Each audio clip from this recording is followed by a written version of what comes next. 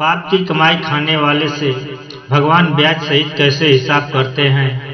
मित्रों, आज की वीडियो बहुत ही ज्ञानवर्धक है। आप सबसे अनुरोध है कि इस वीडियो को पूरा जरूर सुनना। मित्रों, भगवान न्यायकारी हैं या अन्यायकारी हैं, इस कहानी के माध्यम से समझिए। इस कहानी के माध्यम से आपके सारी शंकाएं समाप्त हो जाएंगी। मित्रों, किसी जंगल में एक तपस्वी साधु रहता था। अक्सर लोग उसके पास अपनी समस्या लेकर आए करते थे। साधु उनको कोई न कोई उपाय बताते रहता था। उसके पास आने वाले ज्यादातर वे लोग होते थे जो अच्छे कर्म करते थे, ईमानदारी से जीविका अर्जित करते थे, किसी का बुरा नहीं चाहते थे और भगवान में आस्था रखते थे। फिर भी वे लोग दुखी रहते थे। जो लोग अधर्म पूर्वक धन कमाते थे, छल कपट का सहारा लेते, बेईमानी करके खाते थे, रिश्वतखोरी करते थे, भोली भाली जनता को सताते थे, वे कभी साधु के पास अपनी समस्या लेकर आते ही नहीं थे। उल्टा सुख पूर्वक मौज उड़ाते थे। ये सब देखकर एक दिन साधु के मन में एक ख्याल आया कि अच्छे लोगों के साथ भगवान बुरा क्यों करते हैं।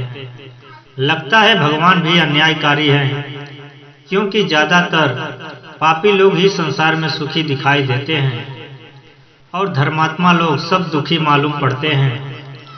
साधु ने सोचा कि चलकर इसकी परीक्षा करनी चाहिए कि भगवान न्यायकारी है या अन्यायकारी है।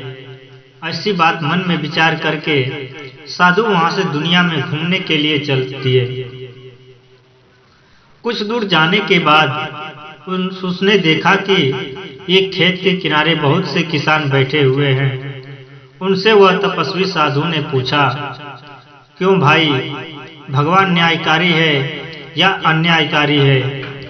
किसान बोले, साधु महाराज, इस साल हमारी सारी फसल वर्षा न होने के कारण मारी गई। हम लोगों की पूरी मेहनत बेकार चली गई। इससे मालूम चलता है कि भगवान बड़े अन्यायकारी है। भगवान ने हमारे साथ अच्छा नहीं किया।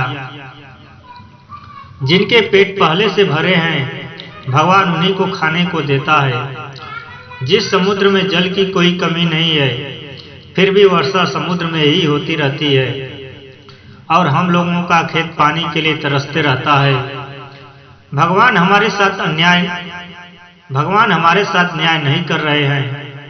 किसानों की बात सुनकर साधु का विश्वास और पक्का हो गया कि भगवान न्यायकारी नहीं है। फिर तपस्वी वहां से आगे बढ़ गया। इधर भगवान ने सोचा कि ये तपस्वी मेरा गलत प्रचार कर रहा है। ये अगर दुनिया को बताएगा कि मैं न्यायकारी नहीं हूँ, तो मेरे जो भक्त हैं, मुझ पर विश्वास करते हैं, वो भी यही मानने लगेंगे। पर इसे कौन बताए कि मैं किसी के साथ अन्याय नहीं करता हूँ, मैं सबके साथ न्याय करता हूँ। भगवान अपनी न्यायकारिता को दिखाने के लिए तुरंत एक युवक का रूप धारण करके उसी तपस्वी के पास जा पहुंचे और बोले कि हे साधु महाराज, लगता है कि आप देश विदेश की यात्रा पर जा रहे हैं। हम भी देश यात्रा के लिए जा रहे हैं। कोई ऐतराज न हो तो हम भी आपके साथ चलें क्या? क्योंकि कहते हैं एक से भले दो ठीक है। हमारा तुम्हारा साथ हो जाएगा तो बोलते बतलाते सफर आरामदायक हो जाएगा। हम दोनों कुछ दिनों तक साथ साथ विचरण करेंगे, फिर अपने अपने रास्ते चले जाएंगे। तपस्वी साधु ने सोचा कि चलो ठीक कहता है, इसीलिए साधु ने उसे अपने साथ कर लिया। अब तो भगवान और वो साधु आगे के लिए चल दिए। चलते चलते दोनों एक नगर में पहुंचे। वहां एक सेठ रहता था जो बहुत पैसे वाला था। दोनों ने उसी सेठ के घर पर ठहरने का निश्चय किया। जब वे सेठ के द्वार पर पहुंचे और सेठ के घर पर रुकने का आग्रह किया, तो सेठ ने अतिथि समझकर दोनों को एक दूसरे मकान में ठहरा दिया। सोने चांदी के बर्तनों में उन्हें स्वादिष्ट भोजन कराया। भोजन करने के बाद वे दोनों आराम से सो गए। इधर जब सवेरा हुआ तो वे दोनों वहां से चलने को हुए। जाते वक्त उस युवक ने सेठ का सोने का एक गिलास अपने बगल में दबा लिया और चलता बना। रास्ते में आगे जाकर तपस्वी ने देखा कि ये आदमी तो सेठ का सोने का गिलास चुरा लाया है। तपस्वी को उसका ये व्यवहार अच्छा नहीं लगा। तपस्वी उस युवक पर नाराज होते हुए बोला, अरे धूर्त कहीं के, तू सेठ के घर से सोने का गिलास चुरा लाया। सेठ ने हमारे साथ कौन सा बुरा काम किया था? यही कि हमें ठहरने की जगह दी, सोने चांदी के बर्तनों में उत्तम भोजन कराया।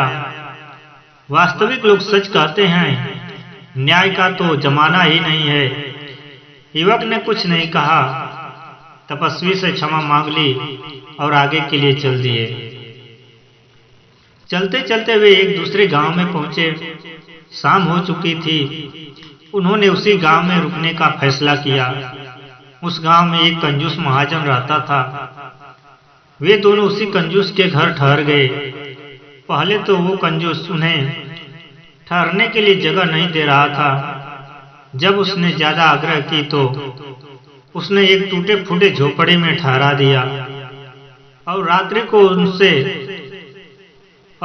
को उसने रूखा सूखा भोजन करा दिया। रात भर रुके और जब सुबह को चलने को हुआ तब उस युवक ने सोने का गिलास निकालकर उस कंजूस महाजन को पकड़ा दिया। युवक का यह व्यवहार देखकर फिर तपस्वी बोला, अरे मूर्ख आदमी, जिस सेठ ने हमें इज्जत मान सम्मान दिया उसके घर से तू सोने का गिलास चुरा लाया, और जिस कंजूस महाजन ने हमारी कोई इज्जत नहीं की उसे तूने सोने का गिलास दे दिया। ये कहाँ का न्याय है? अब मैं तुम्हारे साथ और आगे नहीं जा सकता हूँ।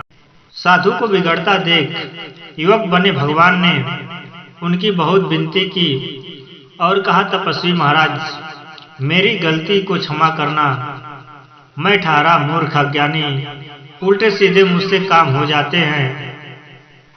क्षमा बड़न को चाहिए, छोटन को उत्पात। मित्रों, साधु भी उसके मनाने से मान गया। सोचा चलो जब इतनी विनती कर रहा है तो साथ रहने देते हैं। अब वे फिर वहां से आगे को चल दिए। चलते चलते वे फिर एक और गांव में पहुंचे। उस गांव में एक भगवान का भक्त रहता था। दोनों आदमी उसी के घर जाकर ठहर गए। उस भक्त ने उन दोनों की खूब सेवा की, भोजन कराया, सोने के लिए उत्तम आसन लगाया। सुबह को वे जब चलने को हुए तो उसी आदमी का एक छोटा सा बालक खेलते खेलते उनके पास पहुंच गया। उस युवक ने क्या किया, उस बालक का गला दबाकर मार डाला और वहां से चलते बने। युवक का ये कृत्य देखकर साधु को बड़ा दुख हुआ और बहुत कोशिश की कि अब मैं इस युवक का संग बिल्कुल नहीं करूंगा। ये तो बाल हत्यारा है।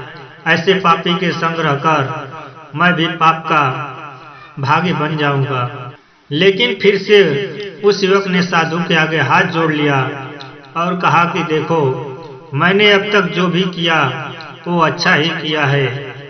समय आने पर तुम्हें सब कुछ पता चल जाएगा।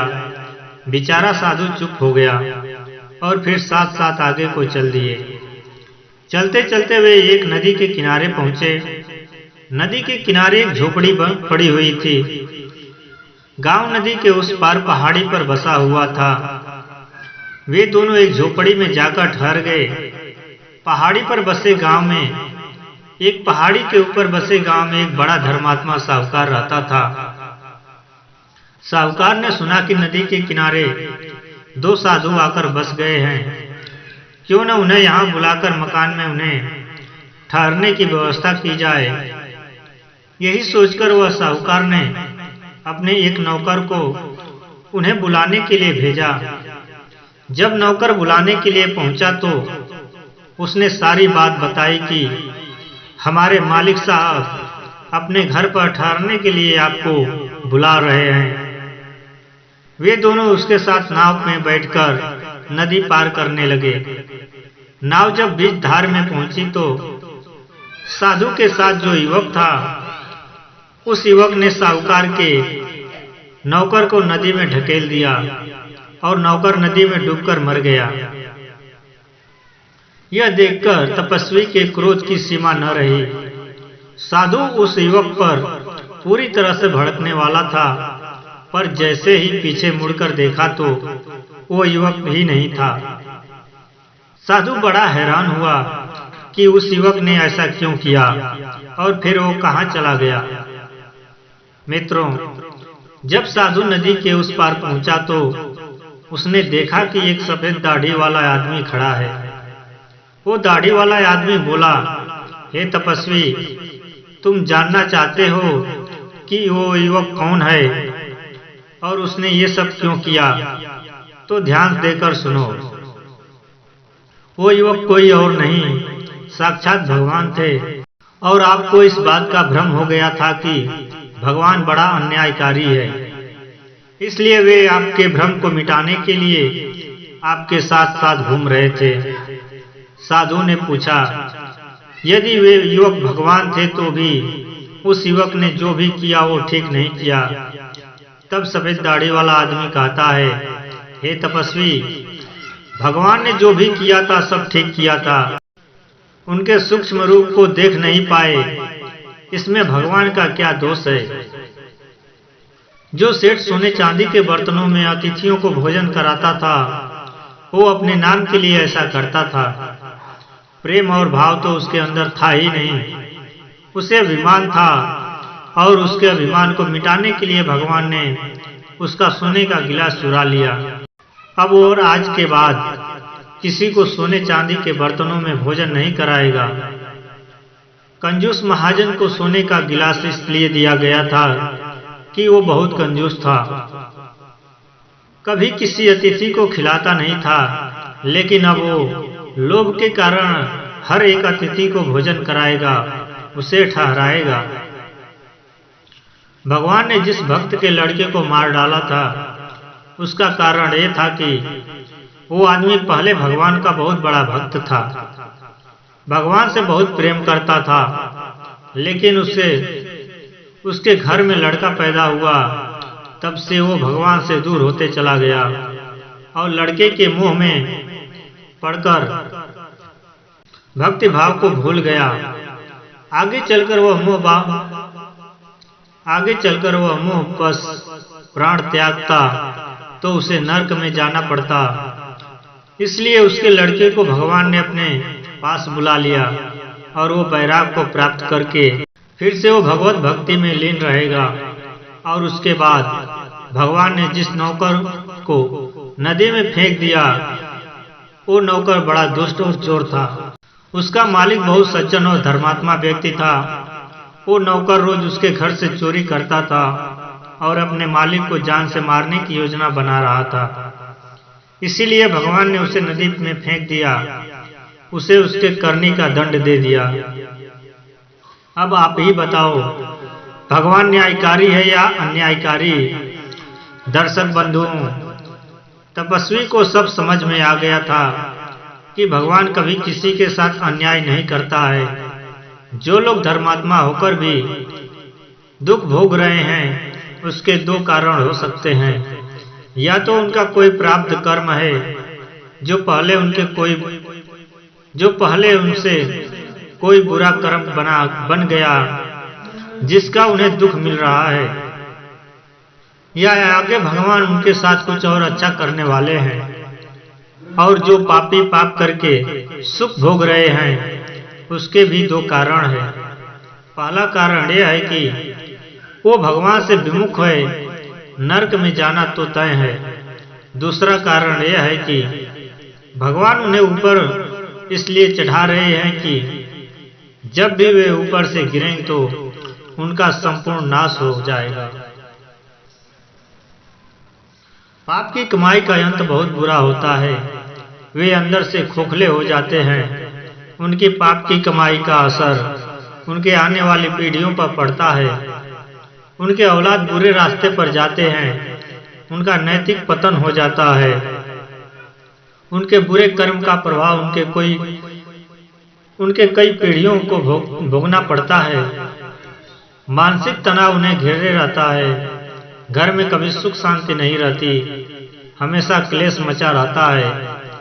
दाढ़ी वाले की बात सुनकर तपस्वी को सब कुछ समझ में आ गया था और वो भगवान पर विश्वास करके पुनः अपने आश्रम पर लौट आया और भगवान का चिंतन करने लगा। मित्रों, ये कहानी कैसी लगी? आप अपनी कीमती राय हमारे कमेंट बॉक्स में जरूर देना। मिलते हैं अगली वीडियो में ऐसे ही कुछ ज्ञानवर्धक चर्चा के साथ। तब तक के लिए धन्यवाद। राधे राधे।